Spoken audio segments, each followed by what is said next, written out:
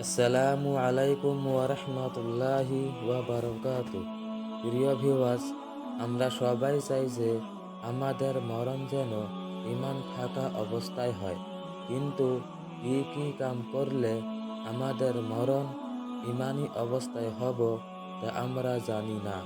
তাই আজ আমরা জানব কি কি কাম করলে আমাদের মরণ ঈমানি অবস্থায় হব।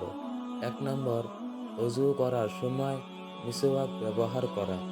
২ নম্বর, আজান শোনার পর আজানের দোয়া পড়া। ৩ নম্বর, খারাপ নজর থেকে বাঁচি থাকা। ৪ নম্বর, আল্লাহ ওয়ালাদের সাথে মোহাব্বত রাখা।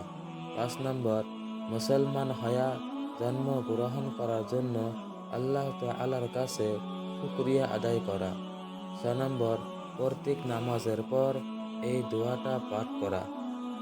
রব্বানা লা তুযিগ কুলুবানা বা'দা ইয হাদাইতানা ওয়া হাব লানা মিন লাদুনকা রাহমা ইন্নাকা আনতাল ওয়াহ্হাব। ৭ নম্বর, বেশি বেশি করে এই দোয়াটা পাঠ করা। ইয়া হাইয়্যু ইয়া কাইয়্যুমু বিরহমাতিকা আস্তাগীথু।